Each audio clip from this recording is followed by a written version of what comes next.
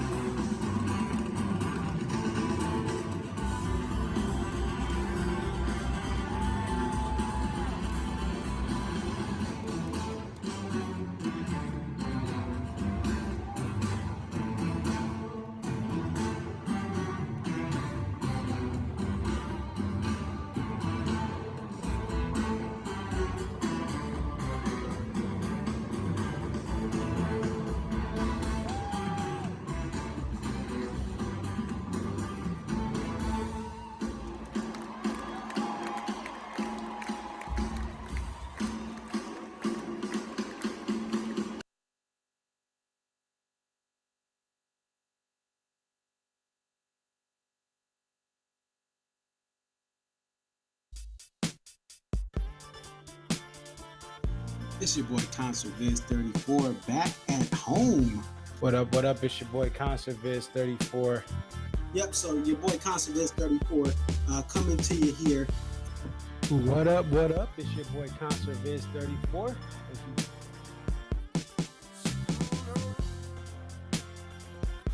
Aria. Okay, so this is Aria, and just tell us a little bit about yourself and about your love for the Dave Matthews Band.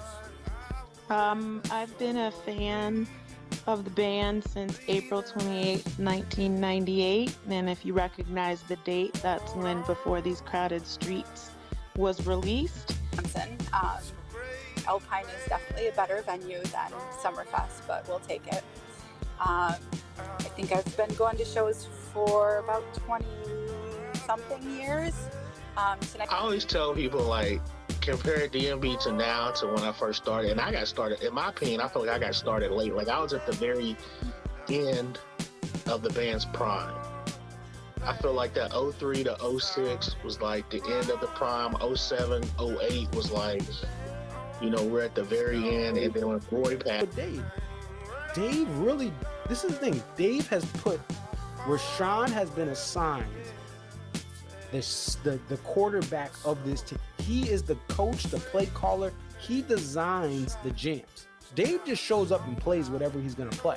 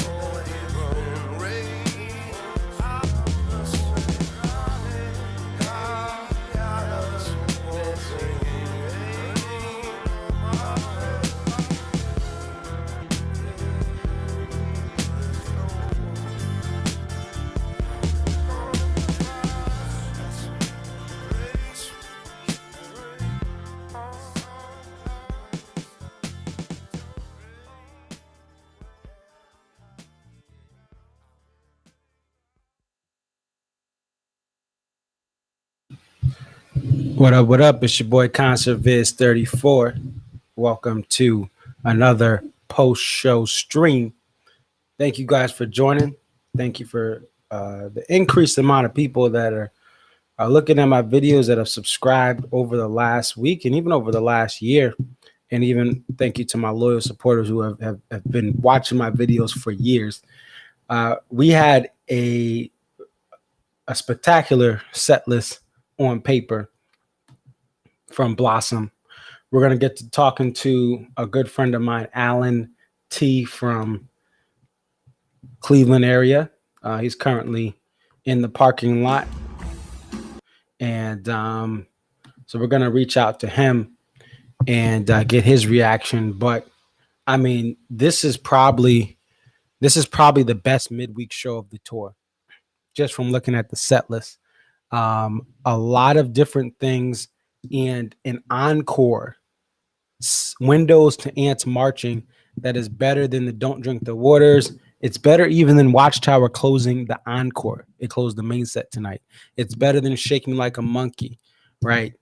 This is probably one of the best encores since the beginning of the tour. At the beginning of the tour, they did have some interesting ones, but I mean, this one, you know, I'll back you up in the E1 spot earlier in the tour, and they had a warehouse, I think, closer after that.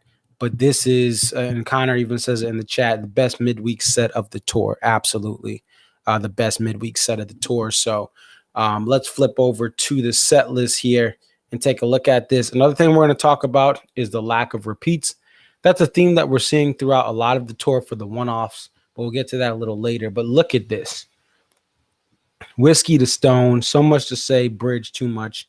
That Girl Is You is that's when you go to the bathroom, and then you get a Pig, Rooftop, Lying in the Hands of God, So Damn Lucky. If you didn't go to the bathroom already, you go during Can't Stop. Every Day, Jimmy Thing comes through. All right, a mid-set Jimmy Thing, but you thought, all right, you're 12 in, we'll probably get, about 18. They get 19 total songs in the main set. So one more than usual. But after Jimmy Thing, you do have a Sledgehammer, Dig in the Ditch, which is in the fourth one played, Stay or Leave, P&P Rapunzel, and then boom, Drive In, Drive Out, song that Jane likes. Then all the way to All Along the Watchtower. And Connor says that Rye Whiskey Into Stone are the best opening songs of the tour, in my opinion. You can make a case for that. I still think a flat Stone opener, unless you're just saying those are the two best ones to open up. I still think the Stone opener, just a Stone opener in general, is better than Rye Whiskey Into Stone. But still, that's a great 1-2 punch. It's not to discredit it fully, but I still think, going to Mansfield. And Mansfield, we got the Stone. We got a Stone into When the World Ends. But any Stone opener is going to be the best. But I mean, this is still a great one. This is still a great. This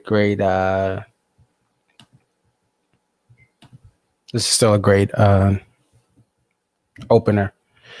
And just an overall solid set for the people out there for midweek. Now, Blossom is known to get some good shows, right?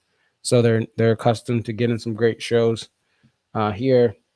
And then also another thing we have here, this is the second show that Pig was played. When that's a repeat, that's awesome. Second show that Pig was played, that is a pretty big thing. So when we look back, let's take a look here. The last time Pig was played back to back, I'm just doing a little search right now. Back to back nights. I'm just looking at the actual dates. 1929. Were two dates in a row. They played it. 5. Let's see.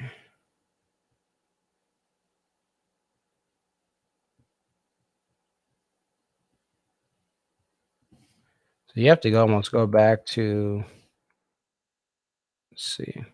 Just bear with me. I'm looking for the pig. Last time, 620, 623 and 624 of 2006. So let's get this in here. Let's go to 2006. The last time we had 2 consecutive pigs, June 23rd and June 24th of 2006. That is wild. That's wild right there. That was the last time that we got those back-to-back pigs in 2 consecutive days. And that's 06, just to zoom up a little bit here. Show you 623, 624, boom. So that is something that is very impressive here. But I think this was definitely the best midweek show. And it's, give me one moment here.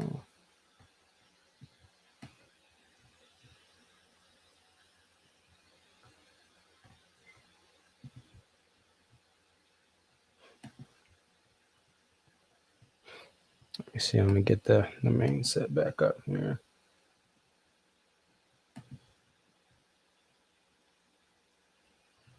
Look at the song spread. We have Before These Crowded Streets, 4, Crash, 3, cover songs, 3. And that's counting the I Want a New Drug. Oh, no, it's not. Was it? We had Sledgehammer, Watchtower. Oh, no, we did have 3. Sledgehammer, Watchtower, Rye Whiskey. It's not. So that's one of the higher cover songs, but they played 21 songs. So they did have it. Usually they play about 20 songs on average. So, but still just a great show.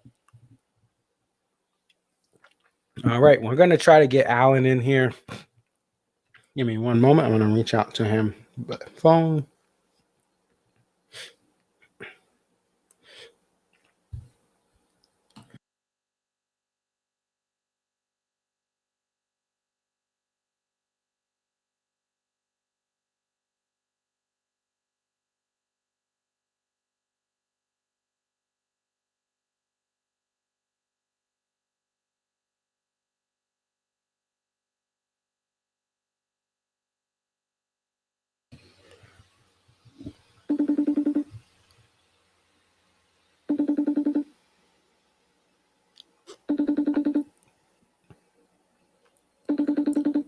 All right, let's see if we can get Alan here.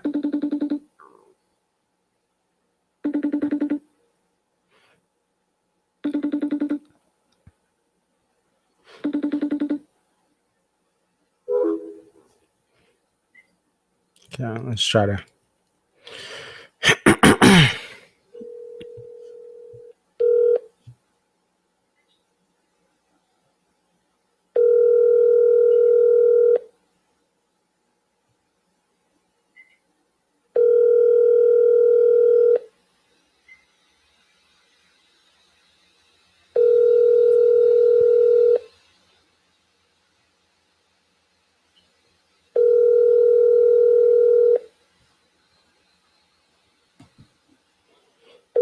Your call has been forwarded to an automated voice message. All right, and he may be, I think he's in the middle of in traffic. We'll try to definitely connect him here. But yeah, Alan is a good friend. He has a YouTube page called Talking Tunes. He has history in working at radio stations. He's a huge prog rock fan. Anything prog rock, as far as that progressive rock and that genre, he is a huge fan. Has thousands of CDs at his house of various prog rock artists, and of course, he has a lot of DMB live music as well. But he has a lot of knowledge when it comes to music, and we definitely want to try to get him on here once he's situated. But I will just say again, this show was, from the looks of it, from the photos, was incredible. So, I mean, That's I mean, that's really the main story. This is the best set of the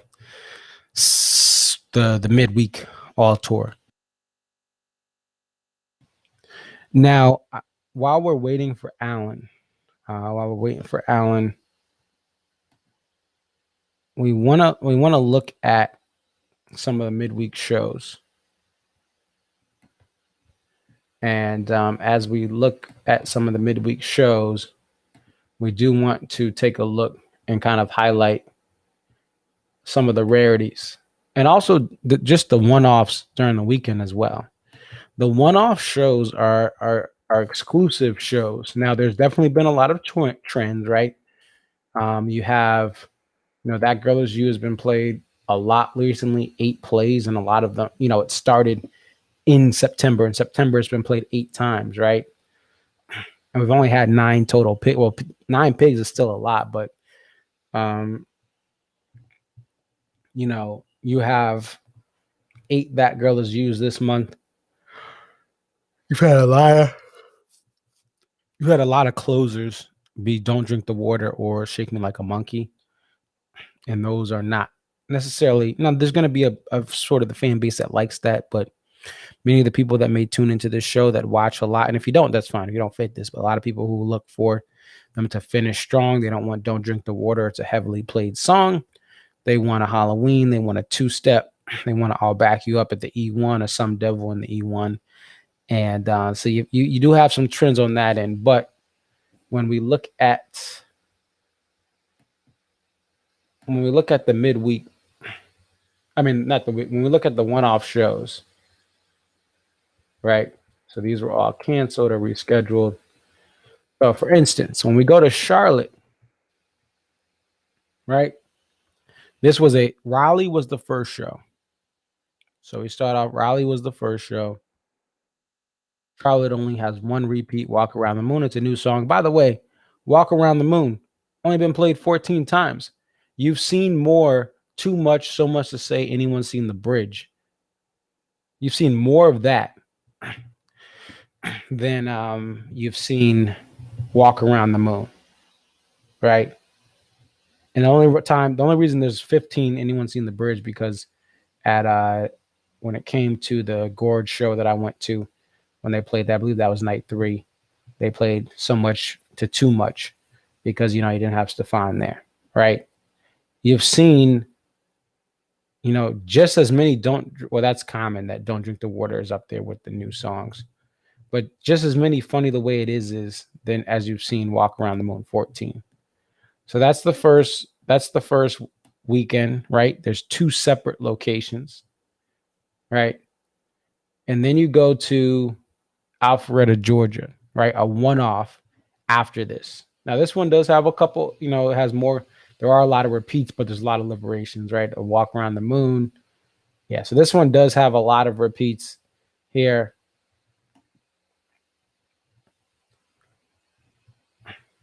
And then you have a Tampa show. This one has 1, 2, 3, right? You have 3. But Windows has only been played 12 times. We get to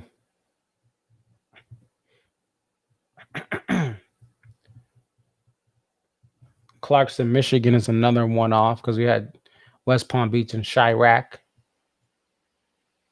And this is probably one of the worst midweek shows of the tour. So the beginning of the tour, you do see that. Now, here's where you're going to see things change. The Xfinity Center, right? Now, they're comparing this to the Talk House, but because he did a Dave solo, but still unique set. And 2-step is a 1, but that's really the full band tour debut. When we go to Xfinity Center to Merriweather, look at this. So the day before, Friday, they played in outside of Boston. Saturday, they play outside of DC in suburban Maryland. And look at this. Not a single repeat. Twas the night before Sunday moving day. And DMB filled the sky with light. Not a single repeat playing. Not even you might die trying. They play drive in, drive out, right to say goodbye. They would write a song and ants marching would fly by. Like that's balling. That's balling that you have no repeats. You get Bank of New Hampshire for 2. And then they go to Pittsburgh area, suburban Pittsburgh. Now this one does have, it does have some from again from the, but Pig is repeated, right? But you do have Samurai Cop, Sodium Lux. So this one does have a lot, but again, this is a one-off number 1. Now let's go to Virginia Beach. And Virginia Beach only has 1, 2, 3. So there are still repeats, but only 3 repeats. I've gone to Mansfield, Hartford, or Hartford, Mansfield, and had 4 repeats, 5 repeats. So this, you are seeing some of these weekends, you don't have as many repeats, or it's just unique. Now, what you're seeing is with this tour, if you look at it, you're seeing a lot of 3s. So if you went 3 shows ago, you had 1, 2, 3, 4, 5, 6, 7, 8, 9, 10 songs from the show three shows ago, which at that time I think would be Guilford, if I'm correct. Yeah, so 1, 2, 3, you'd have Guilford. And Guilford was a lot like Xfinity Center. So if you went to this, Guilford, and you went to to Virginia Beach, you got a lot of the same stuff. They go to a festival. So this is a 3-nighter. They're going to play a lot of repeats. That's kind of, it is what it is. That's a festival. We go from the Gorge to Les Schwab.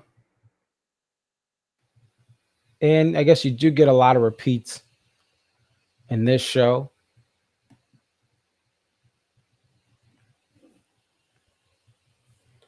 And then what you have a midweek Milwaukee.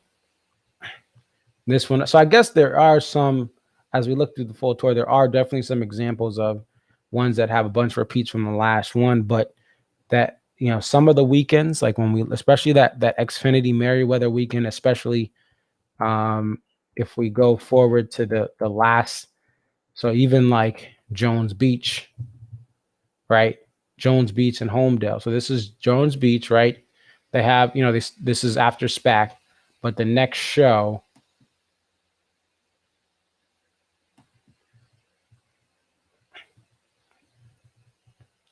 there's no repeats.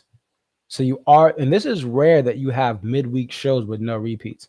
So Xfinity to Merriweather, that's Mansfield, Mass to Columbia, Maryland. You have some limited repeats from Jones Beach to Homedale, New Jersey. You have no repeats. And then as we flash forward to this week, right? And we have 928. We have Riverbend, 928. Nothing repeated from the last show, which was Pilgrimage Fest. They made a whole new set. So they went to Pilgrimage Fest on Sunday. Tuesday, 928. No repeats from Pilgrimage Fest. And then from that, we move to 929, which is tonight. And you have 2 repeats. And again, one of them is Pig. So there are some select weekends that had some rarities. And that is definitely special. Let's see if we can try to get Alan on here.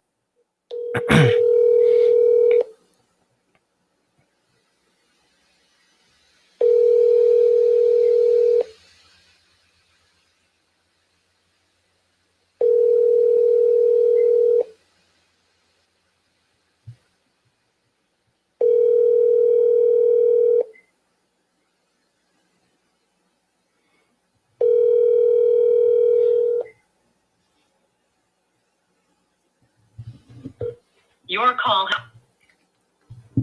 All right. So it looks like I'm going to still try to get him on. So bear with me, folks. And like I said, I'll put the timestamps in. What I've also did for the last stream, put some timestamps in. If you don't have a lot of time, you want to check out some of the main parts or highlights, and there's something specific you see, I will timestamp everything here. Also, if you want to support your boy, help me improve my equipment. This is optional, but hit the Cash App, ConcertViz34. And let me know if you guys have any comments or thoughts about this. I know it wasn't streamed. Let's see.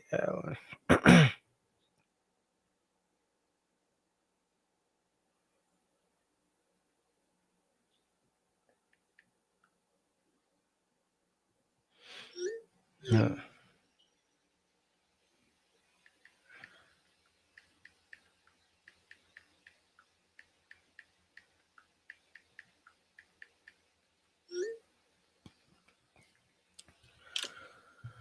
So it looks like we may have to get Alan in on a future show or try to get a isolated interview with him.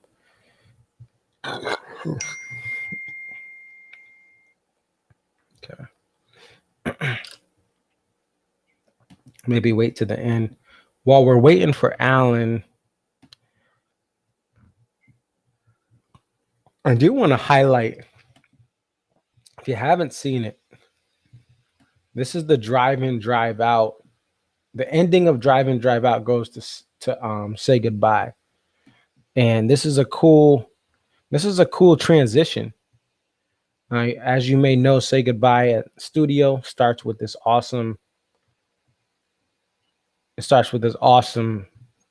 drum solo. And so they do Drive In, Drive Out.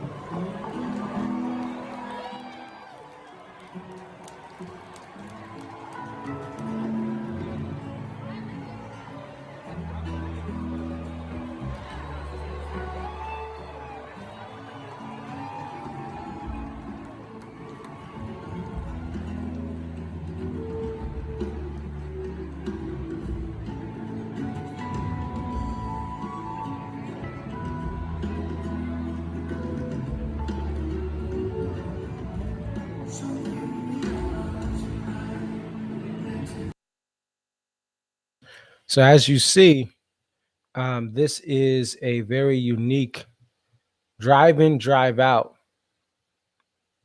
to drive in, drive out right into say goodbye. And if we get our ants marching, shout out to ants marching, we can check to see how frequent, if that's ever happened before. If you guys are not on antsmarching.org, it's an awesome website. And they have this new, just make sure you guys can see this. They have this new search engine, advanced search engine. You click on it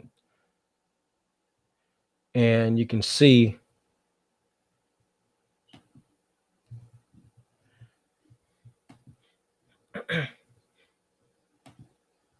so you can see how often. So we can do drive in.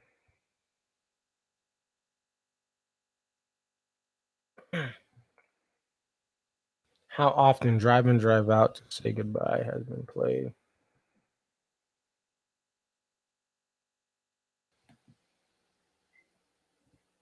And of course, a lot of these are going to be earlier on in the band.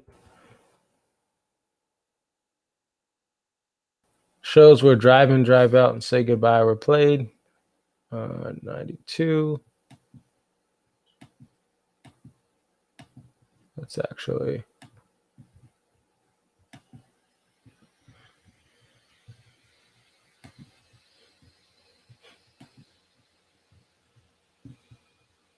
Oh, we got to do required consecutive order.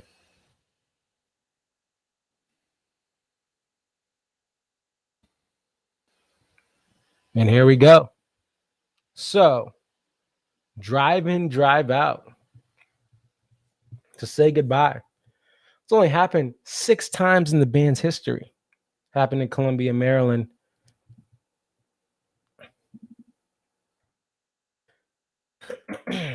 And that is a special thing. So, Flood Zone, Richmond, Virginia. Commonwealth Ballroom, Virginia Tech, Blacksburg. Stairway to Heaven in the Netherlands. Pacific Coliseum in Vancouver, British Columbia. I believe that was the predecessor to the Rogers Center, which used to be called General Motors Place, and then GM, General Motors Arena or something like that. Edmonton Coliseum, and then Merriweather Post Pavilion. So this is the first, Merriweather Post Pavilion is the first time since 98, 41. I mean, Say Goodbye and Drive In, Drive Out were played back to back. So that is definitely special. Again, 6 times in the band's history. So this was definitely a special situation here that the band did.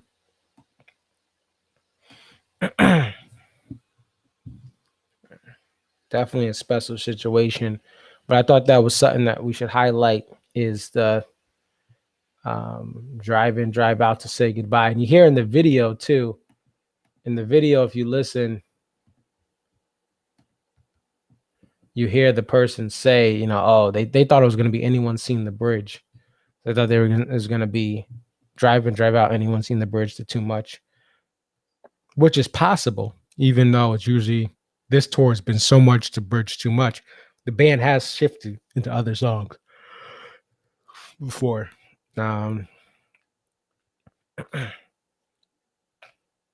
But that was definitely it's a cool moment in the show to get that.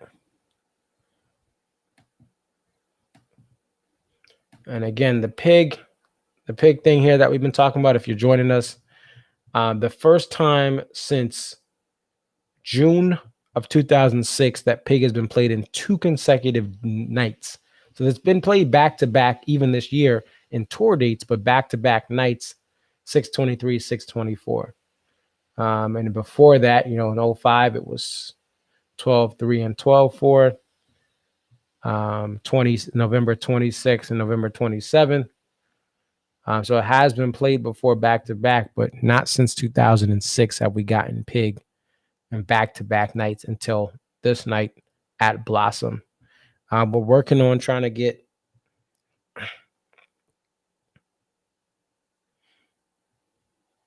We're trying to get Alan on here. And another thing that kind of was brought up today, I did post video, and I did post video yesterday from my friend.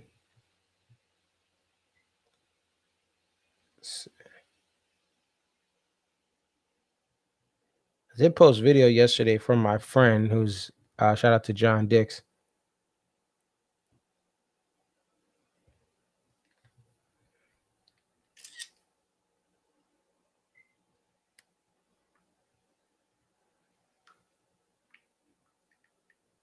Actually, I'm trying to pull this.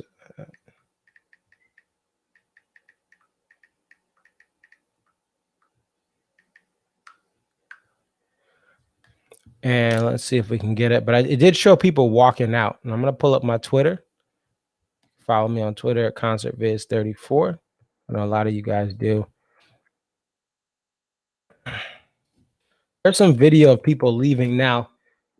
Here's the thing. People... Oh.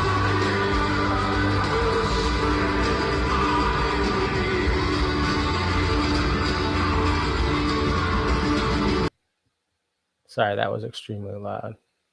Let's mute it. But if you look, people are walking out during Don't Drink the Water. Now, this happens every show, right? People leave to beat traffic every show. It's a midweek show. This is at Riverbend last night. However, what I'm seeing more of this year are diehard fans will stay for the encore for the special songs they typically play in the encore, like a Halloween, like a two-step. You know, you got like tonight, you get an Ants Marching to end the encore. Sometimes they fake in the songs. Sometimes there's an I'll Back You Up that people want to get that E1 spot. But as you see this video that I'm just putting on a reel here, if you guys can see that video here,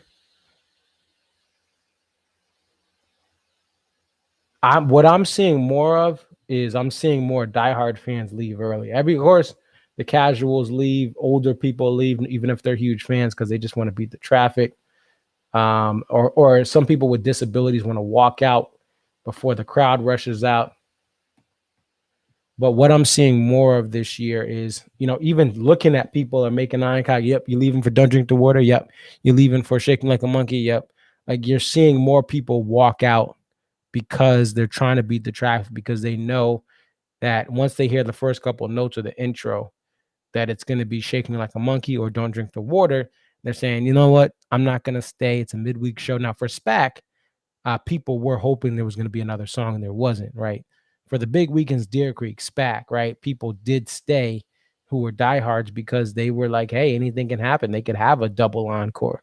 They could have 3 songs in the encore. But for the midweek shows, you're seeing fans like me who love this band are chasing the rarities, chasing the ultimate, encore of the year. Typically, we would stay, but we are leaving because the encore is more predictable. And I don't think this is a bad thing. I've always said that, hey, if you're going to a bunch of shows, you appreciate this band, but do you need another Don't Drink the Water? Do you want to hear Shaking Like a Monkey as a closer? The answer is for many fans, no. For some fans who are diehards that go to 100, have been over to 100 shows, they'll still stay because they love that song. But for someone like me, it's an okay song. I think the message is great, but this version of Don't Drink the Water is not as good as it was when you had just years ago. It was slower.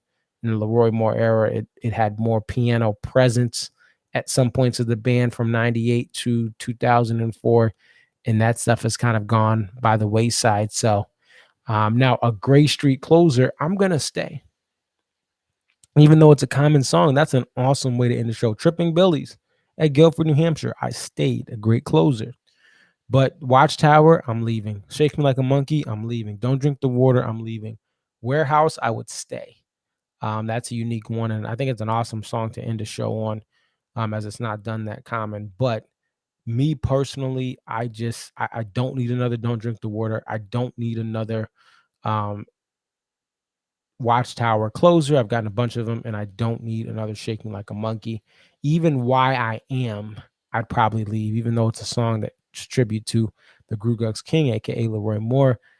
Do I really want to hear it live? Not really. It's a fun song, don't get me wrong, but I've heard it a bunch of times, right? It's been played a lot. And that's really, I think, again, not a bad thing. And I think it's a great, as I get older, most of you guys are older than me. I'm 30, right? And that's young for many of you guys. But right now, as I in the process of training for a half marathon, this is the hardest half marathon I've ever had to train for. I've done 2 marathons. I've done over, like 10 half marathons in my life. And this has been the hardest one to train for, just because I'm getting tired earlier, right? The injuries and the pains and recovery is not as it used to be. So beating the traffic is awesome, right? Standing up for an entire show it's more taxing. I'm still fine after it, but it is, it's not as easy as it used to be, right? That's part of getting older. So I don't mind that. I do hope that we do get some awesome encores later on this year as they shift to indoors and as they start to get a little bit of a break. But this band seems like they're just ready to leave. They're doing 1-2 for the encore and they're out. They're Audi A6 and out of here. And again, the band's getting older and maybe they just, hey, that's how it is. They're putting their heart more into the main set. You get a main set like tonight, and it's an awesome set. So I mean, I think I don't mind the trade-off right now. Give me the hits, give me a drive in, drive out in the main set. Who cares about the encore? Give me Pig, drive in, drive out, lying in the hands of God in any show in the main set, and I'll be happy, right? And that's exactly what they did today. Rye Whiskey Into a Stone was a nice 1-2 punch as well. So that is just awesome. Let's see. I'm gonna try to see if we can take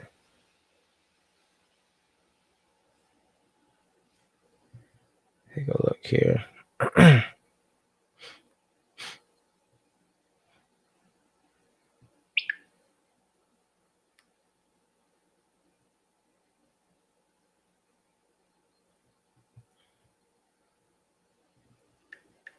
Let's see. I'm gonna try Alan.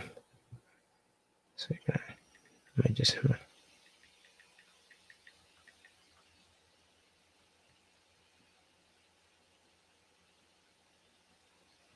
Let's see, 35.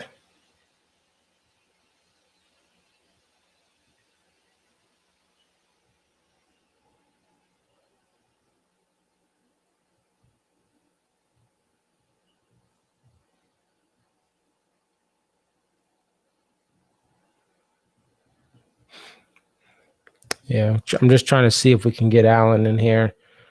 Let me take this down. Shout out to Alan. We'll take a look at some of his photos as well.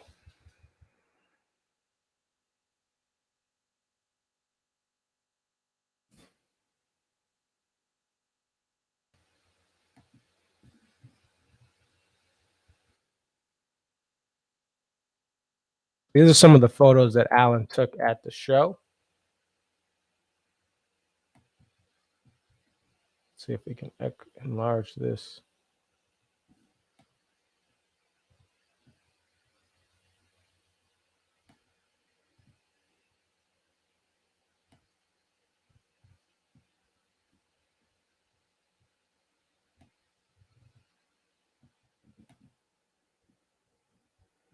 These are some of the pictures here. There it is before the band comes on. And then we have the full band right there having a great time. So, shout out to Alan. These are all photos from him. Make sure we give him the credit there. He's Nacho 220. He does the Ants Marching set list game pretty much every night, and he does his predictions on what's going to be played. Again, go to antsmarching.org, antsmarching.org, antsmarching.org. It's an awesome Dave Matthews Band community where you can play a set list game any night. You don't have to do it every night, but any night you want to. It's an awesome form and message board you can sign up for. There's taper audio that is always put up there. And then if you have iOS, you have an Apple iPhone, you can download the DMB Hub antsmarching.org app, which is again DMB HUB for Hub, DMB Hub, DMB HUB, DMB Hub. And it's an awesome thing. You can track every show you've been to. If you remember every show, plug it in. It'll show you the set list from those nights. It'll compile the stats once you get all your shows plugged in. But shout out to antsmarching.org. And let me see. I'm going to try one more time to connect.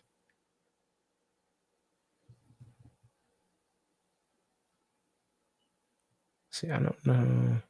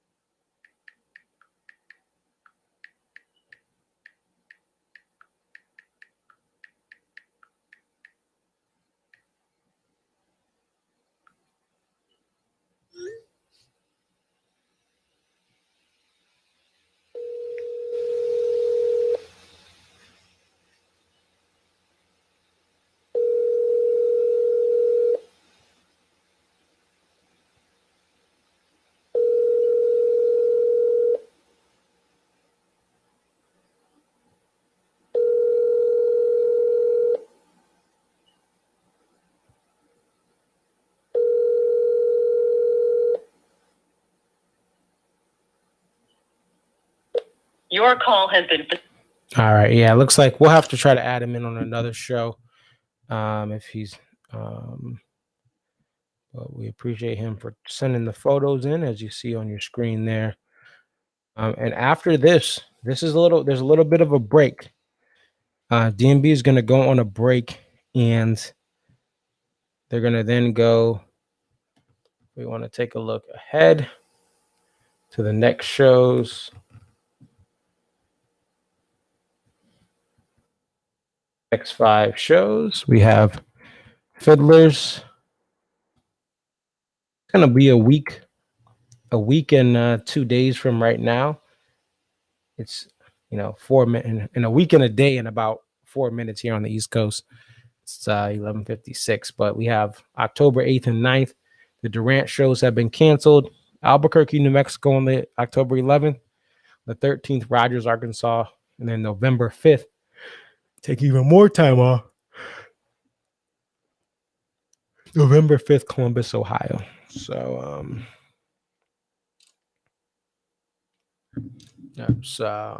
there's, the band is in the home stretch of the tour.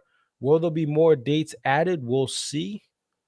There's been rumors, but nothing strong. Just kind of talk that they were trying to do a winter tour right before the Gorge. Right before the Gorge COVID incident, there was talk about expanding this out. I hope they end at MSG, and I hope that they take some time off. I think they're getting their chops back. I think they should finish off at MSG, rest up, and then come back inspired and even come back hungry for 2022. So we'll see if they add a Seville, if they add some other shows. If there is a tour, I highly doubt. I'm sorry for the Southern folks. You guys typically don't get shows for the winter tour anyway. And another main reason for that is because for the winter tour, whenever they do a winter tour, and really the 2021 tours is all one fluid tour. They're not really branding it right now as a winter tour as far as the November dates. Actually, they won't be in winter because winter starts November 22nd.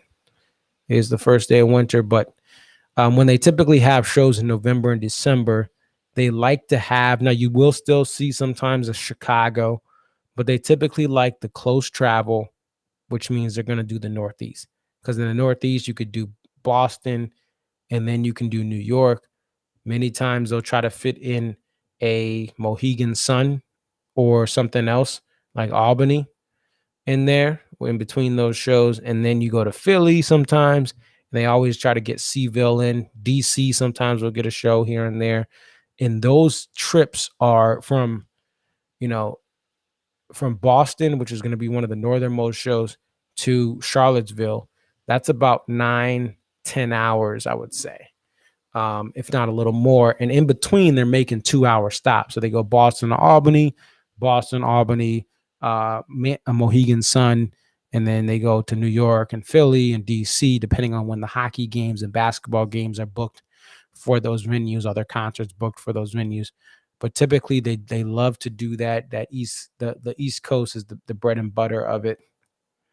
What's up, Mike? It looks like Mike. Yeah, Mike says great show. Looks like a cool venue. Definitely one of the most unique venues on the tour from what people say. Beautiful. It's out in the woods. John says, very odd. The only thing has gone missing from the tour. Yes, it's interesting. But at the same time, it is nice that there's breathing room for drive-in, drive-outs for back-to-back pigs.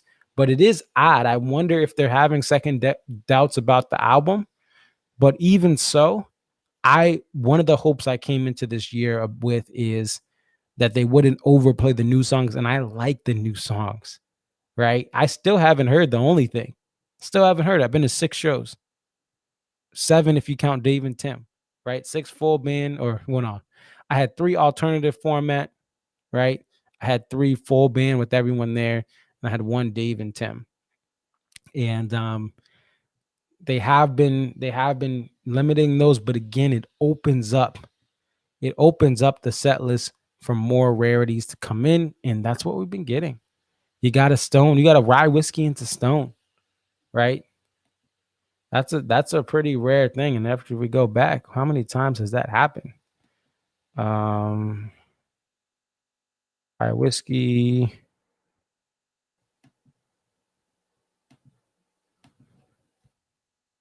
Stone.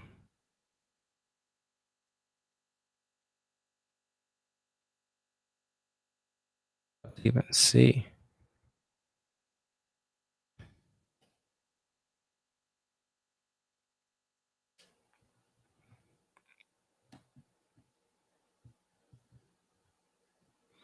Only other time that's happened, rye whiskey into the Stone, is 7/15/2015. This is the only other time rye whiskey into the Stone has happened. Oh my gosh, look at this set, folks. What? Check this out, John. Beach Ball, rye whiskey, the Stone, One Sweet World. What would you say? Typical situation. So Damn Lucky, Satellite Tripping Billies, Don't Drink the Water, Granny. That is 2015. That's 2 sets, right? Yep. 14 and 15 were 2 sets. Oh no, it wasn't. Wait. Yeah, it was. Yeah.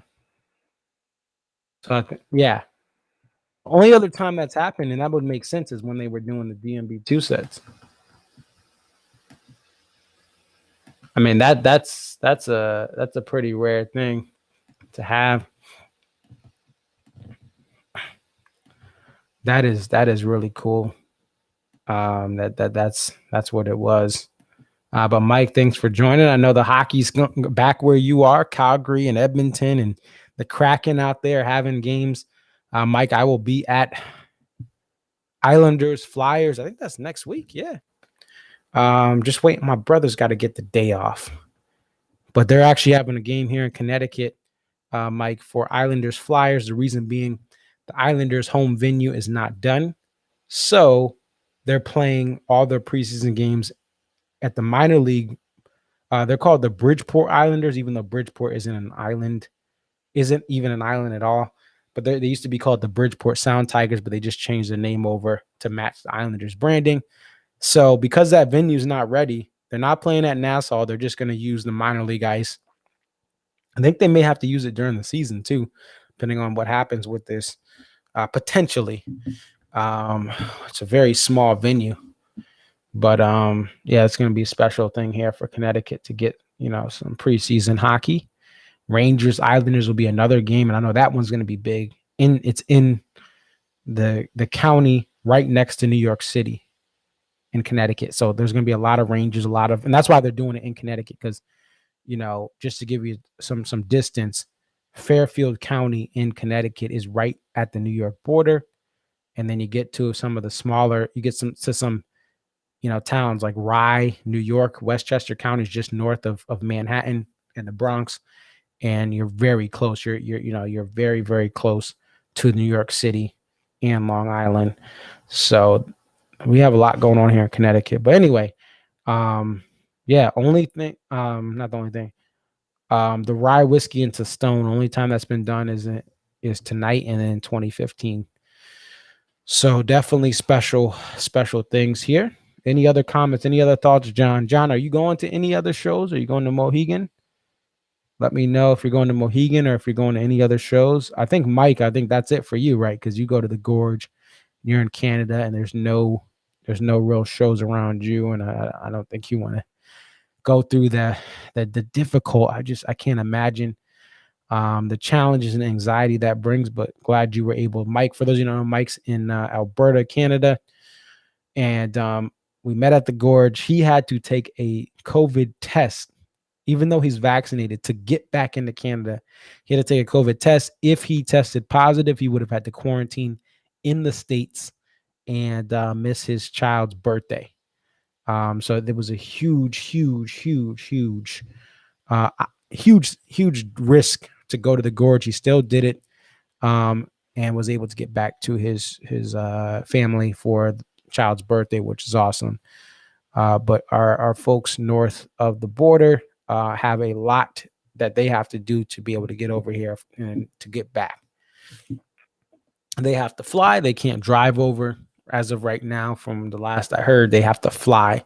And then what that does is it also curtails the amount of people that can come in, right? Anyone can go from Toronto or Ontario, literally across a bridge to Detroit, right? There's a lot of border crossings that are easy, but what they're trying to do to curtail it is say, hey, you have to fly. We get you through customs. You have to take a test.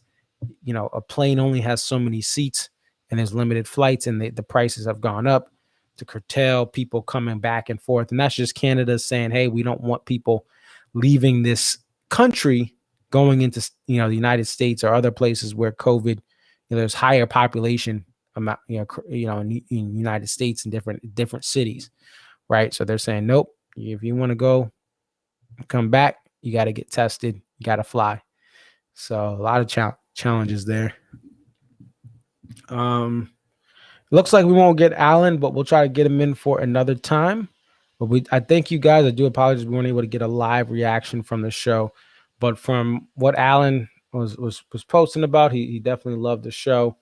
And then from Justin, who was at the show, he seemed pretty pumped about, he got that drive in, drive out. I know his girlfriend on Twitter posted that he was indeed excited about that, which is awesome. And let's see. Oh, and tonight's poster was, that is an old one. That is an old one. See if we can find tonight's poster. I was tagged in that.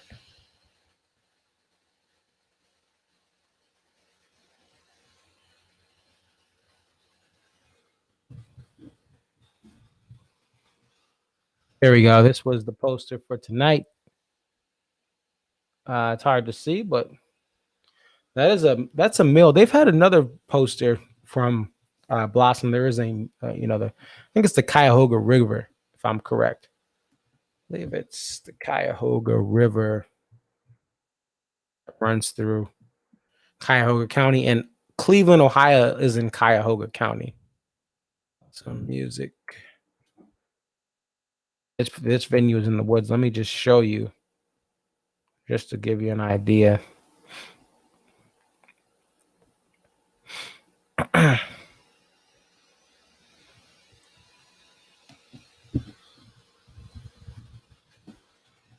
So we'll pull this up. This is Blossom, and that's Cleveland. So it's a 41 minute drive.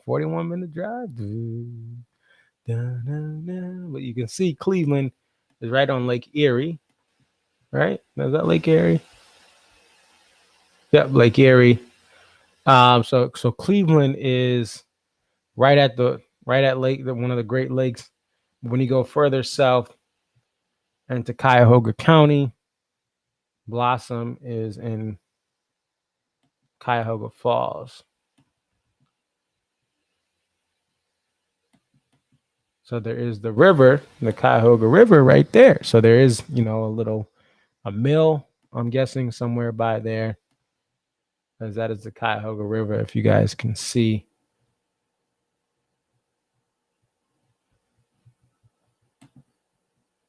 If you look there, that's the Cuyahoga River. That's the venue.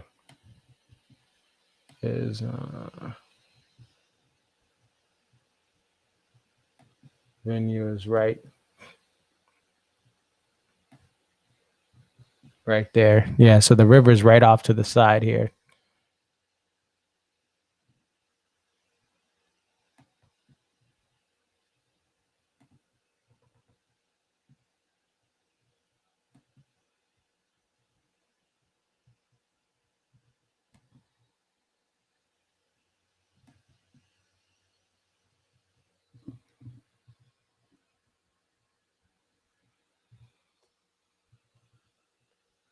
And as you can see, this is in the woods.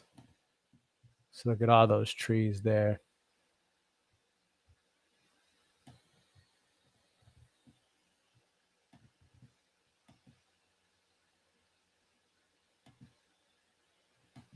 You can see some of the pictures here. So look at how unique that overhang is. And here they got some arts. There's the interior. God, look at all the people in every direction. Oh, look at that wood. It looks like that's wood roof.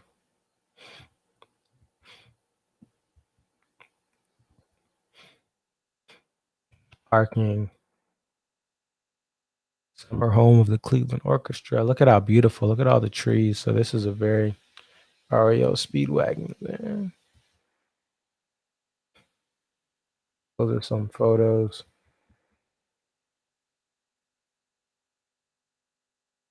Blossom. All right. Well, yeah, that's all I got for tonight. Thank you guys for tuning in. We'll clip this up, and you'll see if you're watching a replay. If you look in, I'll put it in the comments, but also under the description, you'll see a split of everything that we did tonight, timestamps on them. And again, just we'll see you guys for Fiddlers, and be on the lookout. I am still working on the Gorge video, but I should have a video up showing my trip and travel to the Pacific Northwest. Over 1,300 miles driven when I was there for Labor Day week and weekend. Thank you guys for the support. Like, comment, subscribe. Again, if you want to support your boy, Cash App, ConcertViz34. Other than that, thank you guys for tuning in. And I hope you guys have a wonderful, wonderful, wonderful rest of your nights.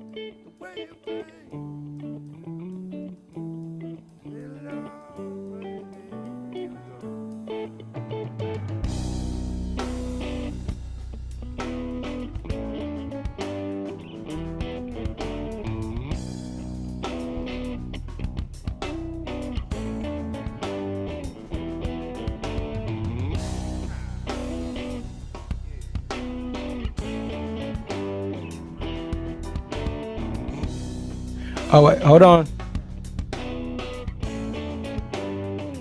Give me. Wait, hold on.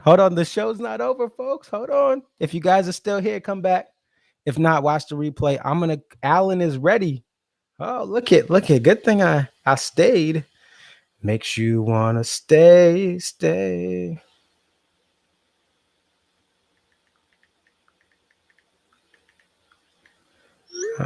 Just bear with me, guys. Stay on though. If you guys are still here, stay on.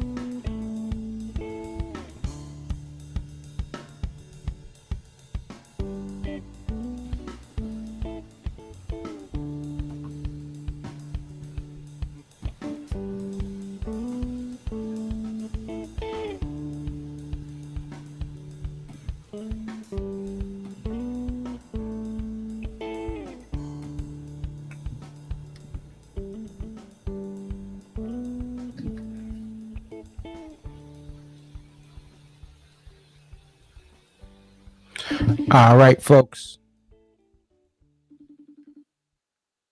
Oops.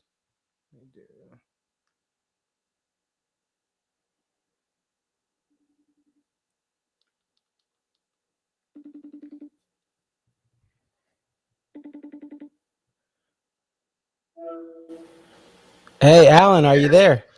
Hey, what's going on? Hey, thank you so much for doing everything you can to come on tonight. We appreciate it. No problem. Sorry, it was a little bumpy, so to speak. When we were getting out of there, I thought maybe I would have some time to call, but I mean, whoever's listening or watching to you here tonight that's familiar with Blossom knows that it's not a fun parking experience. Let's put it that way. And roads were dark, and there's some people in front of us looked like they maybe had a little too much fun. So I just thought I'd play it safe. So that's why I couldn't get to you when I thought I could. No worries. No, safety is the most important thing, and we're glad you made it home safe. So we want to talk to you about this show, but first, there's a couple of things we want to bring to your attention that we've researched for this show. So this is the first time since 2006 that Pig has been played back-to-back nights, like dates. So like it was played on the 28th and 29th. Okay. So it's been played back-to-back shows, but this is the first time since 06 it's been played back-to-back nights. And then also June of 2006, that was back-to-back nights. And then this is the second time ever that rye whiskey segued into the Stone. We looked at antmarching.org set list checker, and this is the second time ever. The first time was in 2015 in Maryland Heights, Missouri. So you guys got two rare things: a Pig back-to-back physical calendar dates, and then a rye whiskey in the Stone second time ever. So just wanted to make you aware of that before we even talk about the show, that those are two things that are just for a midweek show are magical. But what did you think about tonight's show?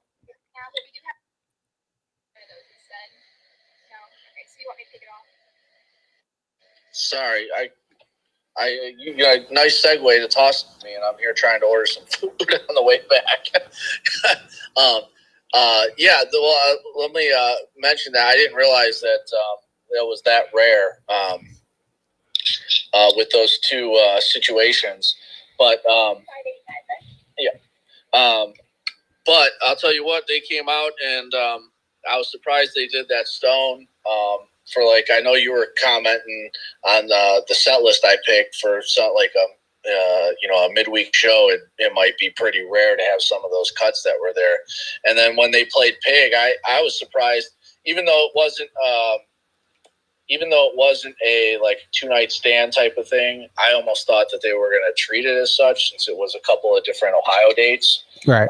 So when I heard them play Pig, I was certainly surprised to hear that, especially since I saw that it was yesterday, which I didn't go to the Riverbend show like I did in 2019. But I'll say this, which I wanted to mention. I don't know how much you talked about that. Blossom, there was the 21st show. I do believe that's correct. At Blossom, full band, and then there was one Dave and Tim show at Blossom. So tonight was 21st, but they pretty much played there ever since they kind of got as big as they've been every year, before they skipped in 2019 for whatever reason. And that's obviously my home venue, so I thought they were going to give the fans something special tonight, just because they haven't been there for a while. Gotcha. So they have, I'm looking at it right now.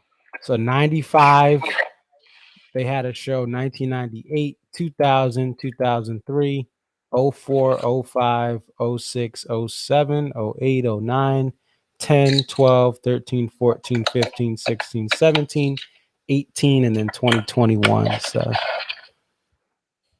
And I know Dave has said this on some of the other live track. Well, there was, I think, only one live tracks. Blossom was 29, I think it was, was 2013 Blossom, I believe.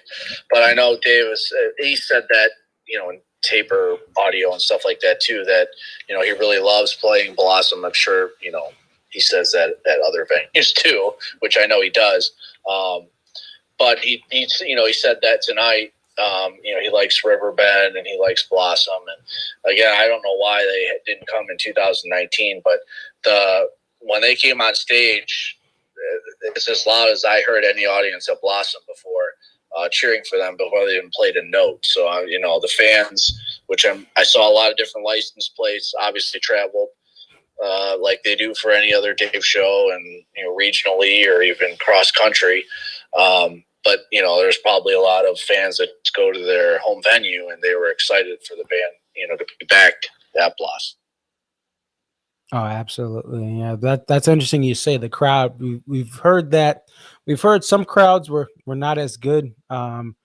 Jones Beach was a crowd that I guess wasn't good, but we're hearing, just like you said with Blossom, I've heard that with Deer Creek and some other ones where people said it was like kind of the loudest they've heard a crowd at that venue. So now, what was your favorite kind of song or moment of this show?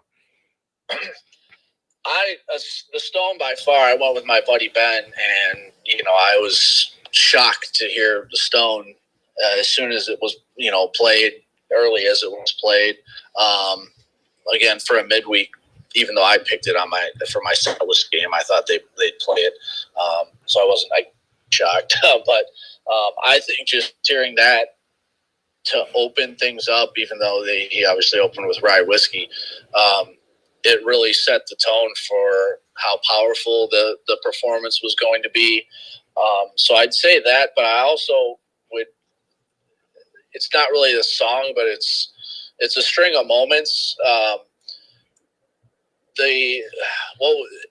forgot what they played before. What they played before "Lying in the Hands of God." So before that, they played "Rooftop." They played "Lying in the Hands of God," "So Damn Lucky," and then something else after that. Was it Jimmy thing? It's "Can't Stop Everyday Jimmy Thing." Okay, then maybe I'm wrong. My perception of that is probably a little wrong, but I noticed that they were playing a lot of longer songs together, and that was "Lying in the Hands of God," and then "So Damn Lucky." Obviously, it was only two songs that they played together that were longer, but I noticed it seemed like they were playing a lot of longer songs, which kind of Dave had a lot of stamina for tonight, especially after playing last night in Cincinnati. So I thought that was kind of something to point out that I really like. Again, not really a moment, but like a takeaway from the show that they shy away from. Okay, let's play a long song, a more energetic song, and then we got to calm it down a little bit, give ourselves a rest or whatever. Obviously, that's not necessarily how they do the set lists or how Dave picks the set lists. But sometimes when I'm making my set list for the set list game, I think about that like, man, they're not going to play this back to back. That would be like, they'd run out of energy. Right. But it seemed like from front to back, and really to answer you, I think probably the real answer to your question is I'd say the Stone. But from front to back, it's worth mentioning that the show was super energetic. And with that saying, they played the longer songs. There weren't a lot of people, at least around me, that had a chance for their bathroom break song or what have you. It almost like the set list and the band didn't give you a chance to breathe or take that bathroom break up until Digging a Ditch, and then they played Stay. I believe they played Stay or Leave right after that. Yeah. And my buddy Ben went to use the restroom during Digging a Ditch, and he said right after that he came out is about when they played Stay or Leave. He said the line got really long, so I guess that was everybody's.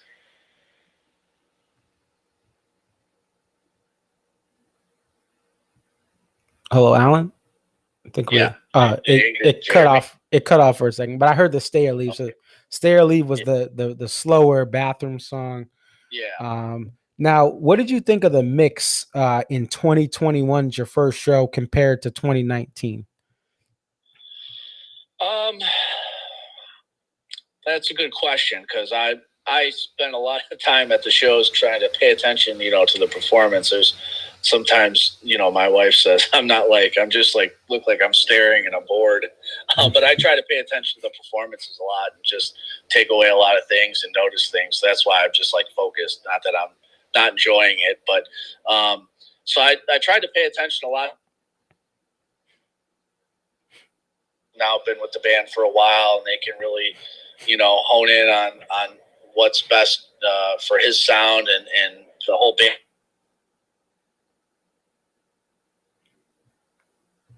Sorry, your phone cut off. Nope. Were you talking about Buddy? No, I said that did you catch the thing when I said that when I'm at a show, my wife sometimes. Yeah, so we heard that. I'm bored. Okay, yeah, 'cause I'm usually just trying to focus on paying attention to the performance and stuff like that. So I mentioned now that Buddy's been in the band for 3 years, they've been able to kind of hone in on what him with the band sound like. Well, as far as mix wise, I think that it sounded a lot better than 2019. Not that 2019 sounded bad, in my opinion, at least. But you could really hear the individual, performances from each of the artists and their instruments a lot better. I will say that it seems like the horns were a little bit more muddier than maybe they were in 2019. I don't know if that was. I'm not saying that's intentional. They wouldn't want to make it muddy, but it seemed like they were a little bit muddier, but not really. Overall, I think everything sounded pretty clean. Like I said, with Buddy, you can hear the parts that you needed to hear with Buddy. His string sounds that he's trying to do a lot of what Boyd brought to the table as with the violin and all that. You can hear that a lot clearer. And even when I was listening to some of the XM broadcasts and stuff like that, it really he did it well. That it sounds like there's violin a little bit. I mean, I'm not that fooled by it, but it does sound like they did a good job kind of replicating that. Yeah, absolutely. And I definitely feel the same way. The shows I went to, Buddy, you can hear him more in the mix. They seem to trust him more. He's built up his knowledge of the set list. And I think the horns, for me, the shows I've been to, I haven't heard them as loud. I can hear what you're saying as far as muffled, but I haven't really heard, even especially like Jeff sax. I feel like it's not as clear and as out as it was. But and Rashawn still does his squeals, but I think Dave's guitar to me has stuck out more this summer and into the fall than anything else, and I think it's a good thing. So yeah, I agree, and I know that you criticize and his electric performances with the full band a lot, which I agree. A lot of what you're saying there. He does kind of cover up a lot of what makes the band unique by adding that just wall of sound element. I don't know. I mean, I've noticed the band, and I'm familiar with a lot of their live performances and stuff like that. And I noticed it in 2019. Am I wrong in thinking that he's playing a lot differently on some of these songs? Is that something you noticed? I've listened to the streams and stuff like that, and I've noticed that a little bit, because the streams, I think you've mentioned that before, like the Sirius XM, the Friday night concert stuff. You can hear Dave a lot clearer. So yes. I'm wondering, is Tim playing a lot differently over some of these songs and coming up with some, different parts to play over Dave? Is that? I think that he's been to a lot more than I have so far this year. This is my first one. Right. I think that Tim is not mirroring. So like for Warehouse, which wasn't played tonight, he's not playing the same parts that Dave is playing. Okay. And he would do that before. He would do the dun dun dun dun dun dun. Right. And he would do the harmonies to that. and he's not doing that. He would, once Boyd first left, he would start doing a little more electric guitar stuff in that song, and even other songs. He's not really playing. You don't hear Tim as much, but you do hear him, and he sounds like a better fit to the band this year. So Yeah, he I is agree. mixing That's it up. something I noticed too. It's not really a mix thing with him, but that he's playing. You know, he's adapting better to. You think he would have adapted a long time ago. He's been, full time with the band since 2008, but he's adapting a lot better to, Dave's playing, I think, this year. And maybe it's just because of what they've been able to do with Buddy after 3 years, right? That it's just they're cohesive enough that, that Tim feels he can add some extra flavor to it by not just playing, like you said, exactly what Dave's playing. I agree. I think it is. They have more Buddy. They feel comfortable having Buddy having more of a spotlight. Tim is toning it back. They and with that, there's a balance that hasn't been there since Boyd left, and even before Boyd, there's a balance where Tim is playing different things and complementing instead of trying to compensate for the loss of Leroy initially and then the loss of Boyd. So. Definitely agree. What'd you think of Drive In, Drive Out? I was surprised to see it as far into the set. I thought it was a little. It was a lot quirkier than I remember it. Not that I'm not familiar with it, but it seemed like they really added some extra quirk to the song with this performance, and maybe that was just me, but. I thought it was, a surprise when I heard it. They played that, and then, when you called, I was going to say I knew I was going to remember when all these songs were played, but of course I don't. You have them right in front of you. So, when did they play that, and then what did they play after that? Was it Watchtower? It was the song that Gene likes, Into Watchtower. Okay, all right. So yeah, I thought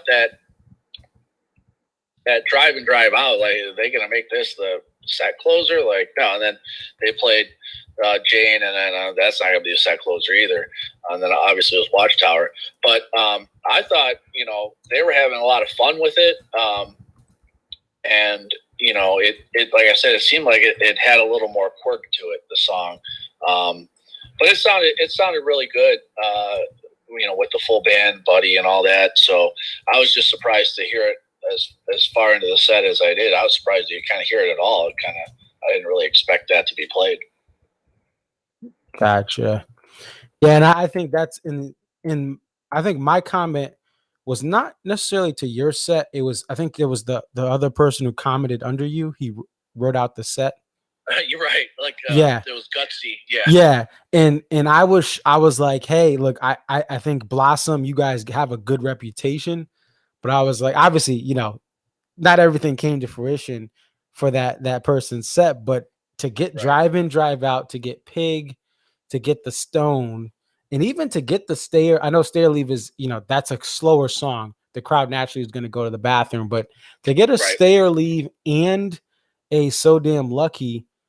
The main set was, like I said, we're putting this, before you came on, we put this as the best midweek set of the year, without a doubt. There's shows that had JTR and Sweet Up and Down, but this was just a beginning to end. And then we're going to ask you about the encore in a second, but beginning to end, encore didn't have a Shake Me. And even your set, I was like, your set is realistic. Your actual set, I didn't comment on it directly, but your set was like, it was realistic to what they were doing. But here you get a Singing from the Windows to Ants Marching. What did you think of the encore? Well, like you said, going back to that a little bit, what you said about the set list I picked, that I spent a little more time. Not that I don't spend time when I do the set list game. I really enjoy the set list game. I think it's a lot of fun. I know not many people do it. I know you don't do it, but you're obviously involved in a lot.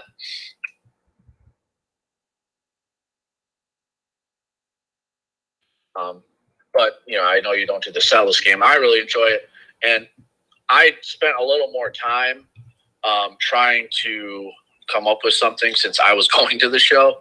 Not that I don't spend a lot of time doing the other set list that for the other shows that I don't go to, but I did try to make it a little more realistic while also I threw a gaucho in there. I don't know. I just picked something off the liberation list and thought maybe they'd liberate something tonight. That didn't work out, but Singing from the Windows, the encore sadly got a little predictable. I went back and looked at it the other day, and I think they did I know I'm not accurate, but this is what I thought. Did they really do shake me, don't drink the water, shake me, don't drink the water, shake me, back to back to back to back, like really? I mean, that's not that creative, guys. Come on, And I know in the past I've told you I don't criticize the set list too much. I enjoy criticizing it and digesting it and discussing it like you do on your streams, but I don't get too much. I know I like to tease you about Shake Me being an encore because I know you hate it. I don't mind it if it wasn't played as often as it is. It would be okay if twice a tour you did Shake Me in an encore. That'd be okay. It'd be okay. I wouldn't mind it. Other people probably would be upset. So I tried to make it realistic. And then, Singing from the Windows, he's been doing that, as he comes out. It's, you're going to get a handful of tunes, it seems, solo, and that's what he's going to do. He was doing a little noodling on his guitar after I was going to bet it was going to be a Shake Me, just because of what they've been doing with the other shows being as predictable. And he was doing some noodling on his guitar, up against the drum kit, whatever he's talking to Carter or whatever. And then they came out with Ants. And, I was excited that it wasn't Shake Me. Excited for you too. But Ants is always a strong performance. I know it's, it's a hit tune. It's one of their popular tunes and, one of their kind of encore staples or set closer or encore staples, which is fine with me. I think it kind of end capped the powerful performance and strong performance throughout the night to go with Ants. I thought Ants was going to come as a set closer. It's kind of criticizing it, but just the transition between Singing from the Windows and Ants kind of had me okay. I mean, that was kind of anticlimactic a little bit because it's what are they going to play? Okay. He's noodling on his guitar. What are we doing? The people behind me shouting two-step and all that. Two-step, it's not going to be a two-step, guys. But and then all of a sudden it's Ants. It's okay, I thought maybe they were, gearing up for something unique, but then it's Ants. But it wasn't a bad performance. Just I was surprised that it didn't transition well. That's all. That's if I have any criticism, but that's it. Yeah, it's a quiet song to a loud song. Right. And then I'm pulling this up as we talk. So Saratoga, SPAC Night 1, Don't Drink the Water. SPAC Night 2 was the Shake Me. Let's see. So this SPAC Night 2 was Christmas song to Shake Me Like a Monkey. And then they went to, so that is the 18th. The 20th, they went to Jones Beach. Oh, no. Oops. Sorry, I'm in the wrong month. 17, 18. So Jones Beach was September 21st, and they played Some Devil, Don't Drink the Water. So it was Shake Me, Don't Drink. No, Don't Drink, Shake Me for SPAC Night 1 and Night 2. The next show was Don't Drink to close out. And then Homedale was Shake Me Like a Monkey. I'm just confirming that. Yep. So Shake Me Like a Monkey. Sister, Shake Me Like a Monkey. Then, so that's 9/22. 9/26 was Farm Aid. I mean, no. 9/26 was just a Watchtower because it was Pilgrimage. Right. No encore. And then the 28th was Don't Drink the Water. So everything was set up for Shake Me Like a Monkey.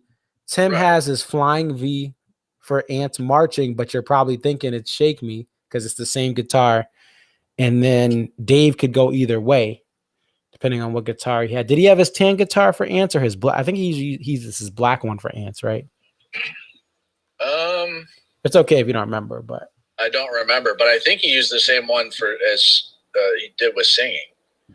oh, so that would be his black one, yeah. So that's the biggest difference. If you ever see the Flying V with the tan guitar, it could be Don't Drink the Water or Shaking Like a Monkey. That's his drop D tuning. If you ever see the black and the Flying V, not chances are the black Dave's black guitar and the Flying V from Tim means it's Ants Marching. So yeah, I would have been able to. I don't think Tim used the Flying V for Ants. Oh, he didn't. He used that white guitar. Oh, the Supro. The who? I think it's. Oh, was it Telecaster? Was it his Telecaster? No, it looked like an SG, but it was white.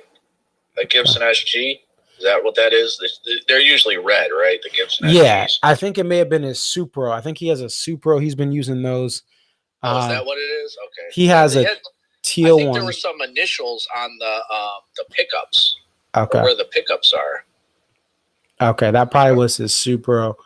Okay, so maybe he used that. Okay, well, yeah. Either way, yeah, I think it's unique, but I could see what you're saying as far as it wasn't. I don't think he brought a Flying V out for anything.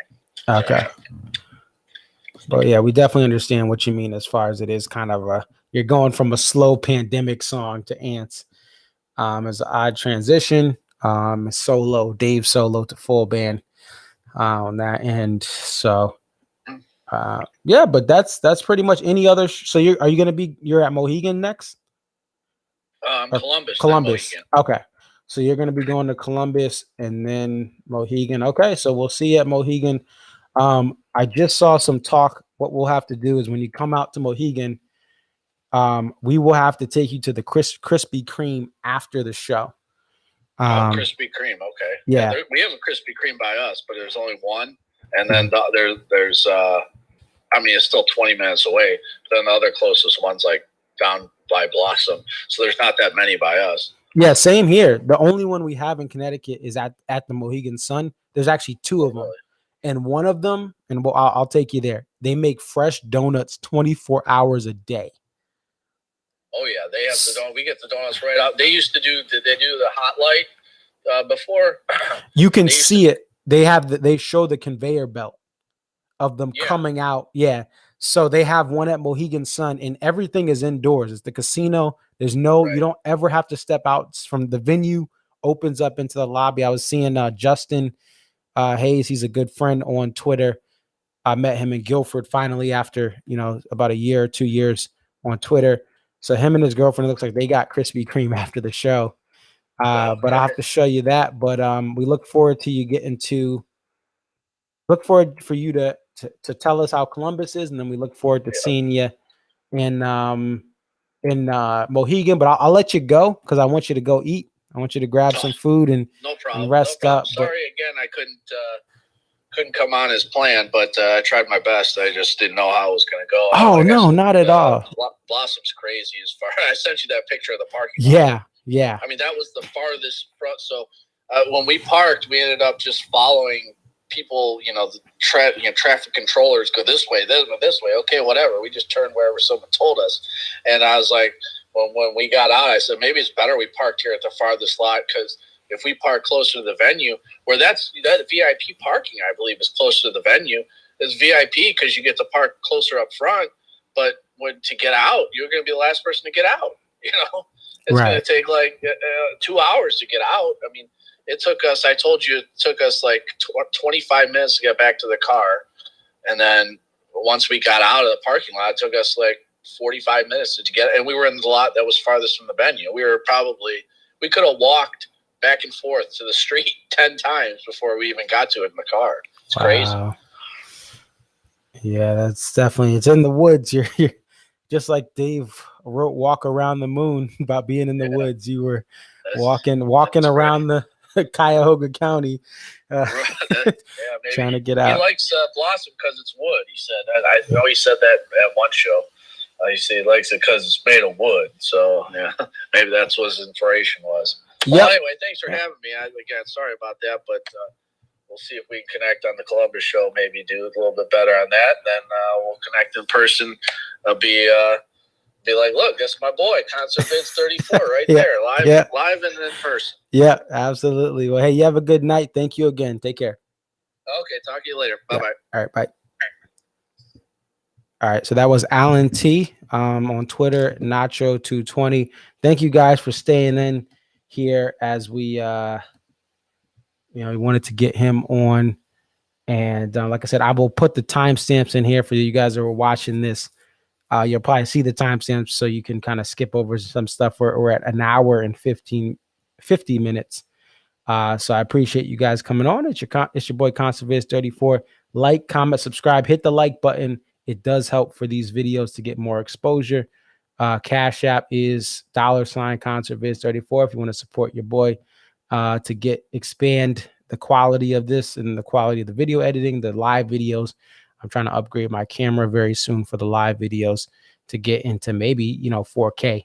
I want to get you that 4K video, but if you guys feel that you compelled to contribute, hit your boy on Cash App, and again, that'll go straight to bettering this product strategically. It's not going to go to get me new Jordans or a chain. Trust me, that's not what it's going to be used for. As you guys see, this year I've upgraded some things, invested to make this live stream better, and looking to do that with everything else from the live show to the video editing here. Thank you again. It's your boy ConcertVids34. You guys have a wonderful evening. Peace.